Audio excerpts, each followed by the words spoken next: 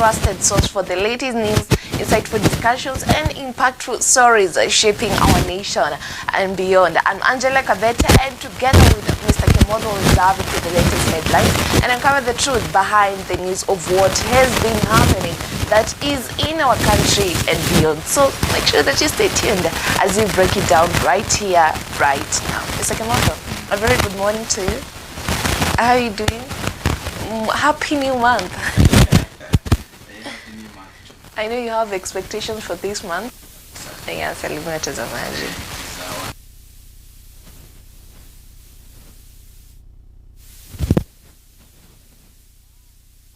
That's great. Oh, happy belated birthday.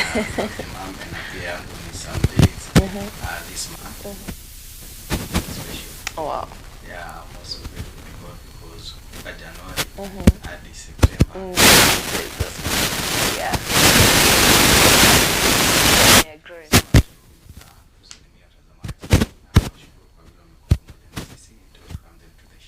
Yeah. And before anything else, it is always our norm to give you that is the verse of the day, an encouragement for you before we dive into what has been happening. And the verse of today comes from that is Luke 9:62, and this is what it says. But Jesus told him, anyone who puts a hand to the plow and then looks back is not fit for the kingdom of God. So inaanza kwa kusema that but Jesus told him, anyone who puts a hand back to the plow. So this talks about commitment. Commitment is required. Following Jesus needs a full dedication without turning back. And then hapa, because it's talking about a plow, kwa hivyo it means hapa there is a farmer. It means that focus is essential. Just as a farmer needs to keep the eyes forward to the plow. So that applies to a believer. You need to be focused, you know, knowing that Jesus Christ is the only person who you can rely to in times of joy, in times of sorrow. Alafu inabado inaleta ile emphasis, the kingdom work is serious, and it means that progress is required each and every day as a believer. Mr. Kimotho, what's your take on this? I love the verse vile ambavyo inasema anyone who puts apply in the just inamaanisha anyone. So inamaanisha kuna an action that needs to be done. Then after doing that action, there is a way that you're supposed to do it also, and you're not supposed to to look back in anything. So when you believe in the things of God, when you put your trust in God, you're not supposed to have those doubts. You're not supposed to be forced to be looking upon some issues that are there. You're supposed to have that confidence because everything is going to be fine. So it is one of the verse that at least in a caution kidogo, but at the same time inatupatia guidance. Yeah. And now let's say about what has been happening. Yes. And I have the Daily Nation with me. I have the Standard newspaper. And on the Daily Nation, these are some of the highlights of what we'll be checking out today. Tutaangalia mambo ya health, the health sector. Then we'll be checking out matters to do with legal and crime. Alafu tutaangalia mambo ya education, matters to do with capitation. They're saying they have been delayed funds. And that is what we'll be those are some of the highlights of what we'll be checking on the Daily Nation today. What about you? Naona pa umeangazia mambo ya treasury. Mambo ya education, mambo ya wazazi, na pia some issues to do with health, among the other stories that I can see. Imepewa kipaumbele. Okay. Yeah. And on the Daily Nation page 1, this is what they're saying. Deadlock. Former premier unable to broker a truce after 2 meetings. Na Nisakaja ameko hapa Mr. Kimotho. And they're saying that Raila fights to rescue Sakaja. Why is Raila the one fighting to rescue Sakaja na huyu ni mtu wa UDA? I thought the president should be the one doing things. Broad-based. Oh, it is a broad-based government, so that changes everything. Yes. Wow, this is interesting. And they're saying a game of numbers. 123, that is the total of numbers, number of Nairobi MCAs following the death of, that is Kariobangi North, Joel Munuve in April. So that's why they're calling it a game of numbers.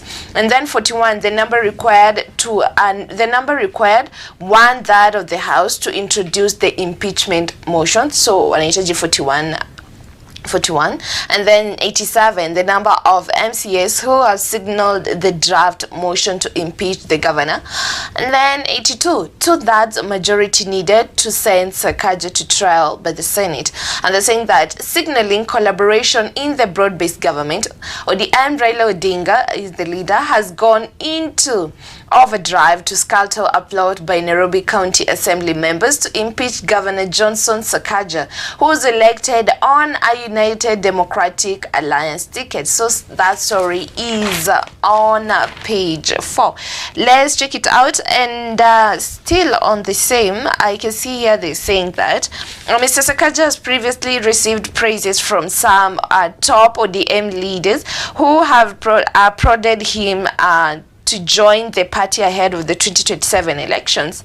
And Mr. Odinga, his wife Ida, and ODM National Chairperson Gladys Wanga are some of the leaders who appeared to endorse Mr. Sakaja. So, Mr. Kimotho, this is the reason as why the former Prime Minister anamsaidia. Probably they want him to be to join, that is their party. Probably.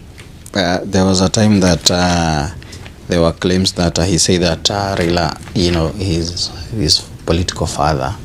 So maybe kuna some rights ambazo aligain politically. Political father. Yes. Okay, that makes it interesting. And now they say Nairobi Governor Johnson Sakaja political survival now depends on ODM party Raila Odinga intervention, as a fresh impeachment bid now seems to be a matter of when and not if.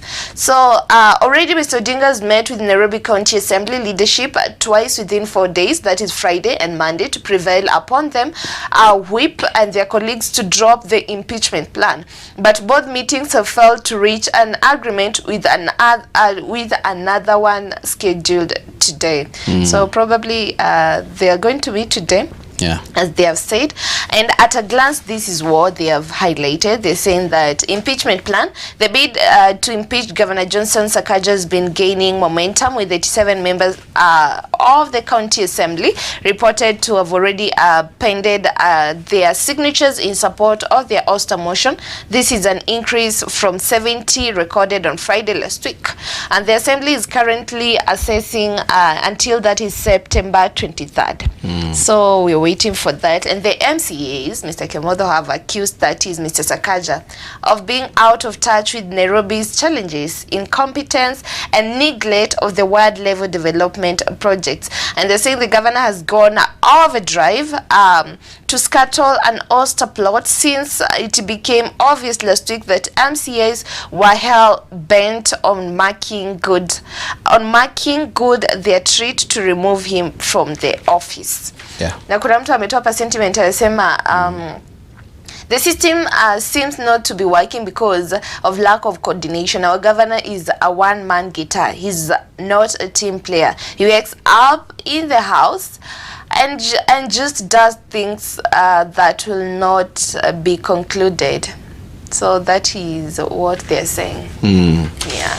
And the same thing naona hapo imeangazia kwa gazeti la Standard, page 8. And they are saying that Nairobi MCA says Governor Sakaja will face 20 charges in ouster motion. And they are saying among these charges include, that is, a corruption, misuse of public funds, misconduct, failure to deliver on promises made to city residents, that is during the 2022 election campaign. I wish also the MPs could have done the same. To also to keep track on the executive, that is on the government, on zile promises ambazo wali promise to Kenyans. So the MCAs now wamesema ya kwamba that is kuna haya mambo ambayo governor ali promise na hajaweza kuyafanya. So they are also saying is that we have been trying to highlight the problems, but he keeps making excuses, including saying that he is too busy to address them. That is one of the MCAs ambayo yuko pale, na unajua MCA that is wana represent wananchi kule, that is kule mashinani. And there are so many other programs, so many other issues ambazo ninaona hapa wameweza kuzi-highlight. And also they also saying that the county assembly currently iko na 122 members. and by Monday about 100, naona yako specify I think 80 something, they had report, that is walikuwa report back to the impeachment, that is a process. We also have pia another MCA anaitwa Sospita Mombi from Roysambu, ambaye anasema that is their role is representation, oversight and registration. So we are not the ones who do the roads, but that is we are not the ones who do the roads, buy medical facilities or provide bursaries. That is the mandate of the executive. So as a representative of the people, we have raised that is concerns, but they have not been acted, that is upon. So these are some of the issues that ambazo watazeka pale. We when we approve budgets for infrastructure, the roads are not built. When we allocate money for war development funds, contractors are not paid, leaving MCAs to shoulder the executive burden. That is what he said. So they also, the MCA say that once the signature collection is complete, they will ask the county assembly speaker, that is Kennedy Ngodi, to call a special sittings, that is in the house. Now so far anasema as yesterday the MCA says they had managed, that is to get more than 80 signatures, which is more than the threshold required to move, that is the motion. Unajua sasa, I hope the county, that is the member of the county assembly wamejipanga, because juzi tuliona ma MCAs wa Kericho during ile impeachment process ambayo ilikuwa imeendelea, governor pale, tuliona what happened. Tuliona kulikuwa na taso pia of the learned friends pale, na pia na wale wakule upande ule mwingine, na pia dikafika mahali hadi the deputy speaker anaambia the council kindly try to use simple in English. So sisi wenyewe tuliweza kujionea ni yapi ambayo aliendelea pale. So I hope pia now the MCAs pia now wamejipanga, wasiende kujaibisha, and especially size, unajua hii ni capital city. Actually pia inaangaziwa sana, because ikiwa kama capital city, we are expecting that the MCAs ambao pia waliweza kuchaguliwa na so far they have already improved themselves, na pia they are able now to, kwa sababu ya hii mambo ambayo wanasema ni mambo yao ni kufanya oversight, pia mambo yao ni kuregistrate. So inamaanisha kuna sheria ambazo wanapitisha pale, and sometimes ukiangalia some of the MCAs wakiongea, you wonder kama huyu ndiye anategemea kupitisha masuala fulani ambayo yanafaa kuingia kwenye constitution ya the county na iweze kufanya kazi. So we are hoping that the MCAs that their claims itakuwa valid, and also waliweza kuona what happened, so they are going now to face kule Senate, na waangalie, na pia najua aliona kule Senate kuna so many learned friends, so they should prepare themselves, pia ndio pia wasi waste the times of Kenyans, pia the time of the Senate na hizi claims ambazo wako nazo. I agree. No, usisahau bado the political father ameingilia kati. Na ukiona ameingilia kati, ukiona hivyo pengine kuna ukiona pengine kuna majority of the MCAs walichaguliwa na pia ODM, because pia ODM wako na ngome some part of Nairobi. So nafikiria pengine ndiye aliweza kuingilia pale, na unajua pia at the same time pia Nairobi is not just a county, is also a capital city of our nation.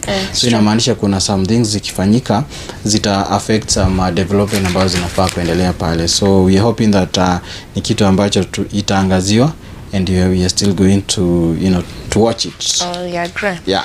Okay, and on other stories, when it comes to the education sector, we can see they're saying that that is page 7. Education school has directed to submit learners' unique personal identification forms, and schools send students home as state withholds capitation.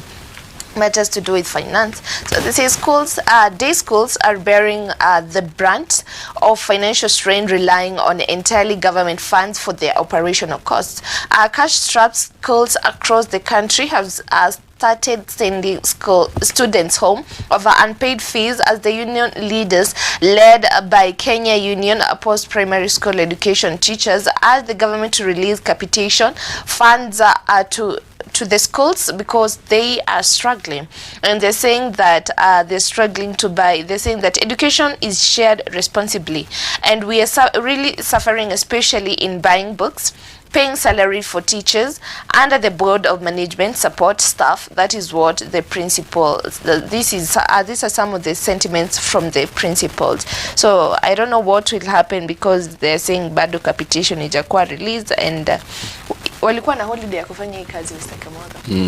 I don't know why they have not done that. And they're saying last time schools closed early due to financial constraints. If this continues, principals may have no choice but to shut down schools. Yeah. And actually the same thing ninaangalia hapa, inaona wanasema the tone between mounting bills and that is a compassion, the pain of being a school principal.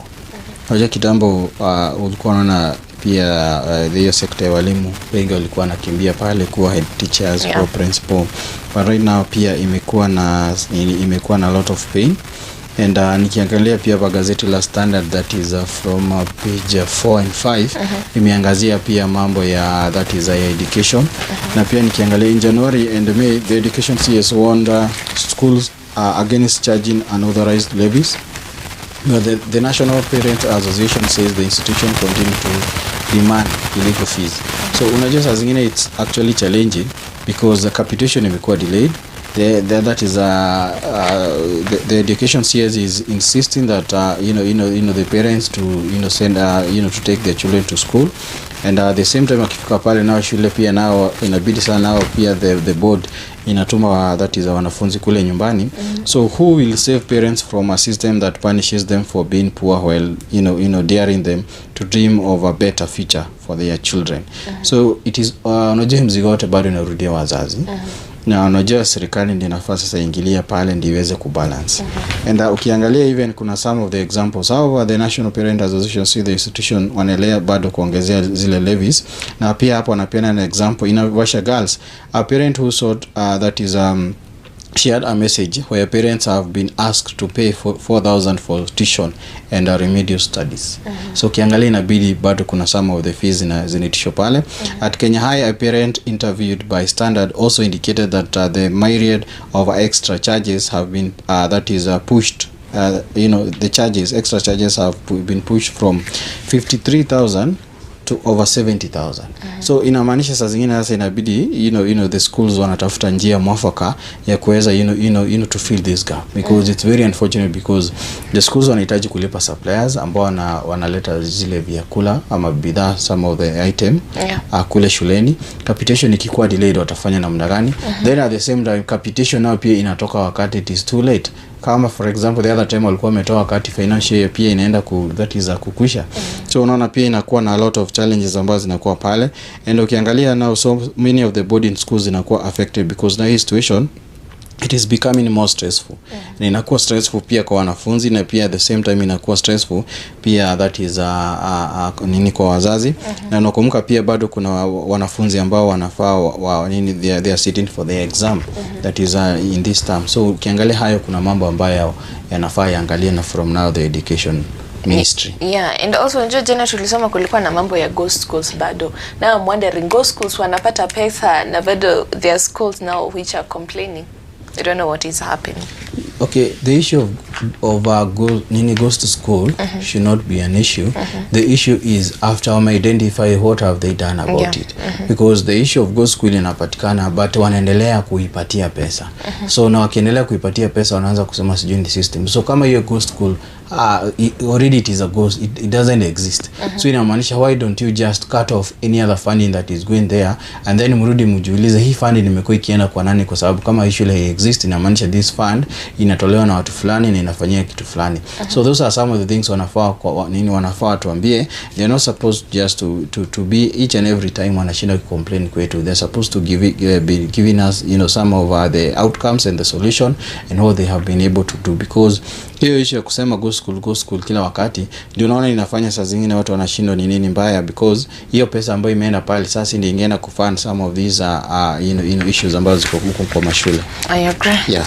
Okay, away from the education sector, on the health sector, this is what they're saying.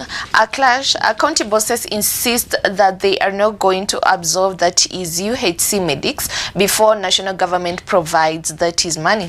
New procurement system is touted as the solution to fund misallocation of the pending bills. So the governors yesterday maintained their stance and demanded that the Treasury should stop forcing them to use electronic government procurement system, saying that it has paralyzed their operations. So that is matters to do with the health sector. And they're saying that as well, if this system is properly demonstrated to us and shown how it works and benefit the country, that is the conversation we are willing to have. So it's si ati wanakata, they are willing, but unless they sit down and have that conversation. Yeah. Unajua, you can't blame them because when it comes to the issue over the system, hatujakuwa na ile proper regulations ama proper 100% trust on the systems. Because actually sasa ukiongea mambo ya system, watu wanakumbuka kuna mambo ya e-citizen. Ukikumbuka ile mambo inafanyiwa pale, hadi the government itself through the Ministry of Treasury hawana access ama that legal command. Ukiangalia pia the system ya SHA, ukiangalia na the other system, so you cannot avoid the argument pale. Na pia haiwezi assume because pia nao kuna mambo ambayo wamekuwa kiangalia pale, and you can also imagine when you talk about the issue of the system, it is still the same system ambayo inatuambia kuhusu goes to schools. So wanafaa understand watu kiasi before raise hiyo issue mambo ya that is the e-procurement. Wanafaa understand watu kiasi ambao wanajaribu ku raise their concerns. I agree. And also that is matters to do with the UHC, because the governors, they are saying that they will not absorb them. They're saying all that we are asking is that rather than provide money for only 7, 8, 9 months or 10 months and leave us with the problem for absorbing these people, why not provide sufficient resources to keep these young Kenyans? That is what Mr. Abdullahi said. And bado akasema that other reports indicate that vehicles belonging to the state agencies have been grounded after the insurance expired, with the agency unable to procure the new cover. So they're saying that they will not absorb these medics or UHC unless these matters zimeshughulikiwa, especially matters to do with finance, and that's a reality when it comes to the health sector. Yeah.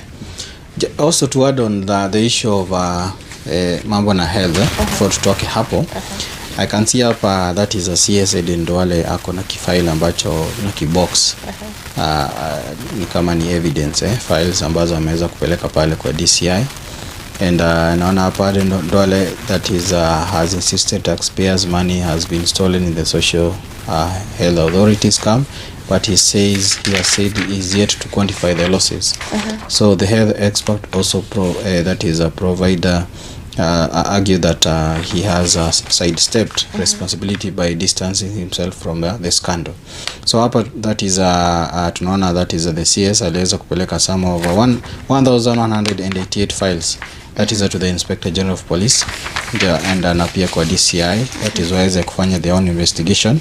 So we are yet to be told how long the investigation is going to take, because pia lazima kukuwe na zile findings. But at the same time is that even after the CS amefanya haya mambo yote, kuna some of the criticism ambazo ziko pale, na pia kuna mambo ambayo watu wanaweza kuangalia. But these are some of the stories ambazo ninaona that is a gazeti imeweza kuangazia that is a concern in the same. So the luggage response is testing, that is a President Ruto's vow to ensure that a swift arrest and recover the stolen billions. In a dramatic turn yesterday, the CS at Ndwale that is handed the matters to the DCI and distancing himself from the scandal. So kulingana vile ambavyo alikuwa na address that is the journalist yesterday, na that is he insisted that directed the media and the public to seek answers from the DCI. So yeye mwenyewe aliweza kujiondoa, kwa hiyo alisema hata jibu swali yote wangoje. So pia now the expert also pia wanasema they know that where the CS insists that the taxpayers money has been stolen, he has yet to quantify the losses. So bado haja quantify the losses ambayo iko pale. But nikiangalia hapa wanasema last week the health ministry revealed that insurance claims worth 10.6 billion has been revoked with an additional 13.3 billion still under scrutiny, meaning that is the taxpayers could lose up to 24 billion in this scheme that is to create a core corruption witness that is now from the NHIF. So ukiangalia bado kuna mtazamo ya watu ambao wanaangalia kulingana na zile pesa ambazo zimekuwa zikiwa indicated, zimekuwa that is zikipotea pale. And also at the same time is that also pia naona pia yesterday the procurement by that is Eden Duale did not touch the officials from SHA and KMPDC. This is despite the SHA system including 104 billion digital superhighway manned by SHA. Ukiangalia pia tulikuwa tumeona last walikuwa wamesema bado kulikuwa na that is an issue na hiyo system. So despite of the CS doing that, pia hapa naona hapa that is kuna another movement ambao wanasema he must go, MPs intensify push to kick out Duale over the ministry role. Kuna one of the movement ambayo inaitwa Kenya Moja movement ambao the leaders have voted to push the removal of the health CS concerning now the issues na allegations that is ambazo wanasema that is ambao wamekuwa kufanya hapa. Ndio wanasema the corruption at SHA is unacceptable. Billions of shillings meant to protect poor that is households from catastrophic health expenses are being looted under his watch. He must go. That is what now that is Sifuna declared. Pia ninaona also some of the MPs just from the same movement that is Wamushamba said Kenyans were wary of grand corruption scandals that promise essential services. We cannot sit back and watch public funds disappear while hospitals remain under-equipped and patients suffer. Duale must carry his own cross. That is now what she said. So ukiangalia bado hata kama that is the CS amepeleka investigation pale, inamaanisha bado kuna watu ambao pia wanaangalia mtazamo ambao uko pale, na pia hata wanataka hata yabebe huo msalaba ambao uko pale. So but we are going to see the investigation ambayo itaendelea. And also pia the parliament vile wataweza kuiaddress. Can you say that he's focused on fighting corruption just like the president said, especially when it comes to matters to do with health? Unajua there are two ways of not ways, there are so many ways of combating that issue. You can fight it by trying to show us that you're fighting it. Yes, that is also one way. Showing that you're trying to fight it. At the same time, you can also try to fight it, at the same time try to hide some other people ambao wako involved. At the same time pia unaweza kuwa unajaribu that is kuifight, that is now kwa ile reality of fighting it. Na pia there are so many other ways ambayo you can do it. So tutaangalia tuone, tutajua hii ni gani sasa. Tutaangalia according to the outcomes, because unajua hizi files ni indication ya some of the people involved. So inamaanisha that is the same story ama the same case, bado itaipata kule in the corridors of justice kule kotini, wengine wakijaribu kujidefend. And another stories on matters to do with entrepreneurship in the county news. This is what they're saying. Fisher Falls circle to net world in blue economy. Money to improve infrastructure, establish landing sites, enhance fish value addition. That is in Homa Bay, and the president gave the group that is 5 million. A fisherman in Homa Bay have formed a saving circle cooperative society to boost their income and promote sustainable fishing. This is great for Kimotho, right? And they tell you aspect of innovation from Kenyans. This is nice. And during the Blue Economy Summit at Tomboya University on May 31, the President William Ruto gave the Homa Bay beach, that is the Homa Bay Management Unit Circle, that is 5 million to strengthen its financial base. And he noted that while the blue economy is currently contributing that is 0.4% to the Kenya GDP, about that is 30 to 40 billion annually, fisheries have the potential to generate 10 times more. So this is a good thing. That is what you can say, right? Yeah, it's a good thing that they are wamekuwa empowered, itawasaidia sana kulingana na ile mambo wanafanya kwa hiyo county. Yeah. Yes. I agree. So I think leaders should emulate these fishermen. They should. This is great because this will impact a lot of people, especially uko Homa Bay. The people who are doing fishing. Yeah. And it was one of the best because una empower na kitu ambao wanafanya. Yeah. Because of in recent years tumekuwa tukiona some of the politicians wanapatia watu ile kitu ambao wao wanataka kuwapatia, but wakati unapatia watu zile vitu ambazo hao wanahitaji, na itawasaidia sana kwa yale mambo ambao wanafanya, especially kwa hiyo county. Na kumke pia Homa Bay ndio I think recently ndio tumekuwa na devolution conference, so inamaanisha pia kuna some goodies ambazo waliachiwa pale na zitawasaidia. Yeah. And that is what you have when it comes to the county news. What do you have there? Nikiangalia pa standard inasema big economy lie. Naona hapa that is wameangazia, that is the CS, our treasury. So naona pia hapo kuna swali ambao wameuliza point treasury, that is paints a rosy picture with its unbeat focus. The truth is that Kenyans are still staring at empty wallets, stalled dreams and shrinking dignity. Numbers don't lie, but they can mislead. Unless growth that translates it into jobs, income, real wealth, we are simply being sold GDP without a meal on the table.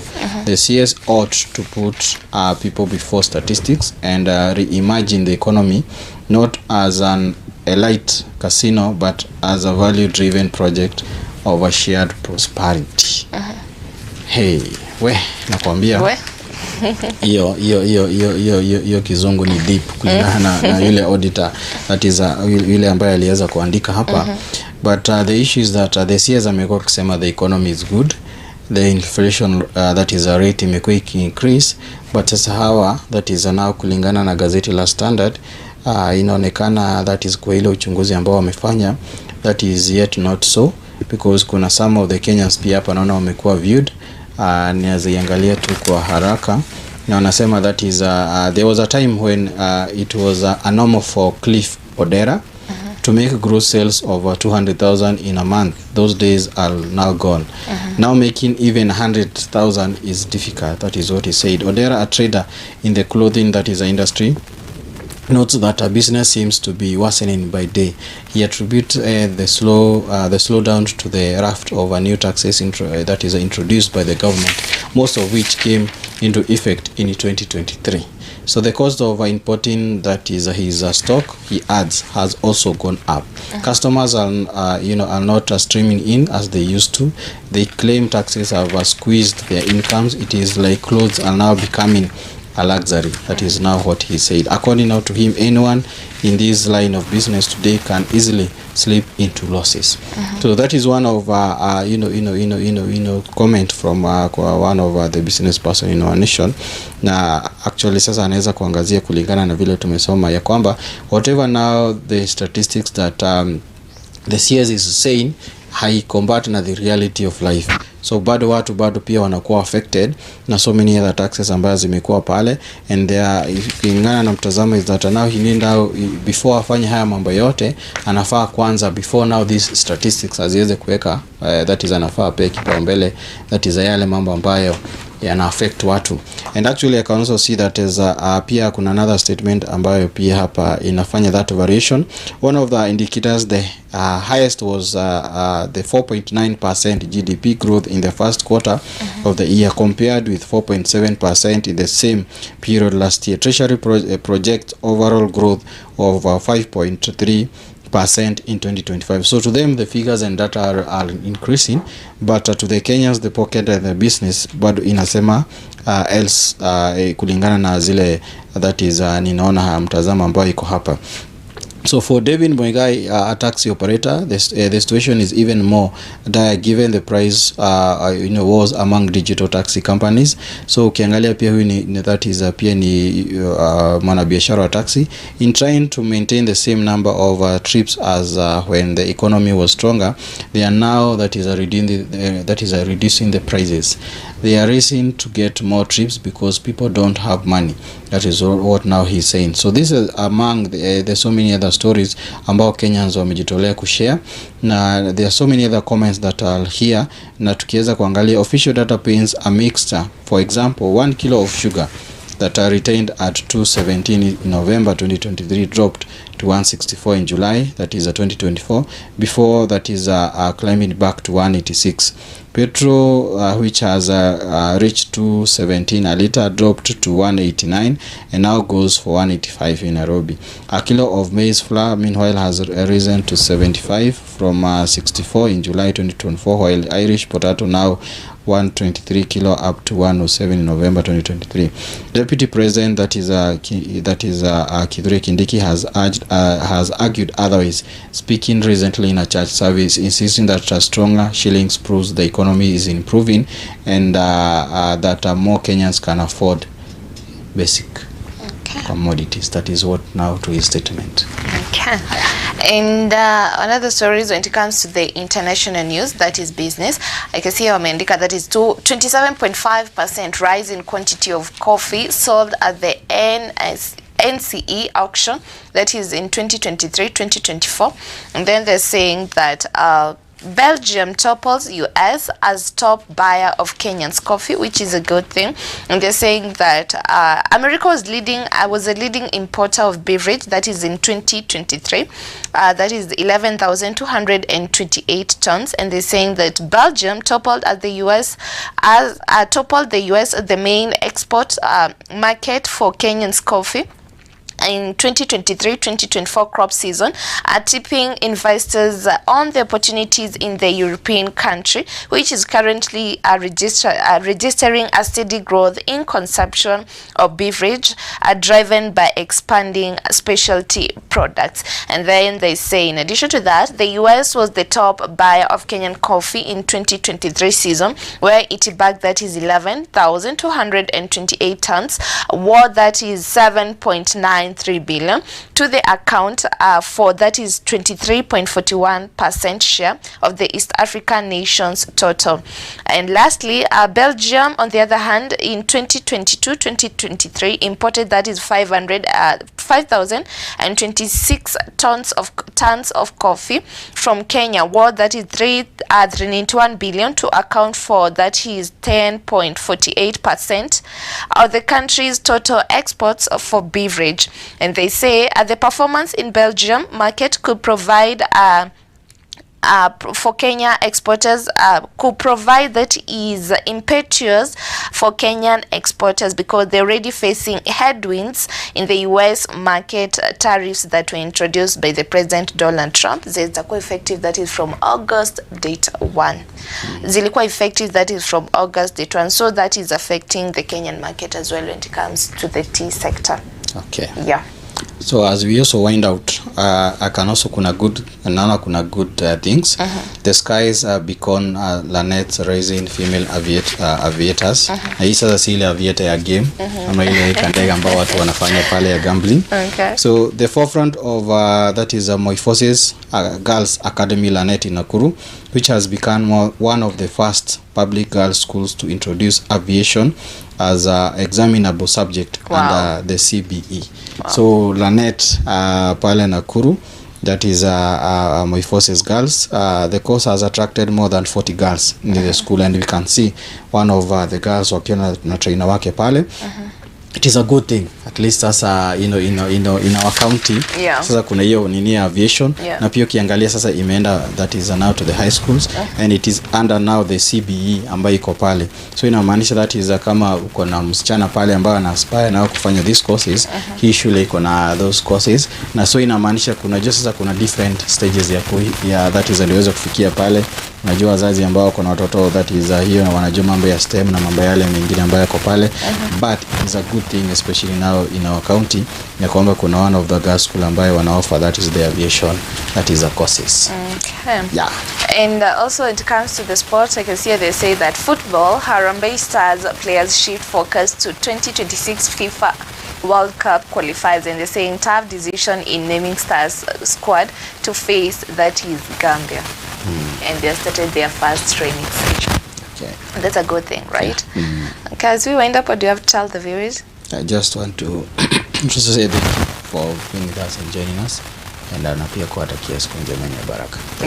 Thank you so much for tuning in. Just a reminder that we'll be having, that is the Ladies of Nobility Conference that will be happening here at Mizpah Prayer Center this September, that is from the 15th to the 19th. All the ladies of all denominations, all age groups, nyinyi wote mmekaribishwa, be having great and powerful servants of God. So purpose to attend, and let's encounter God together as we get empowered. For more information, please contact, that is 07 277 66553.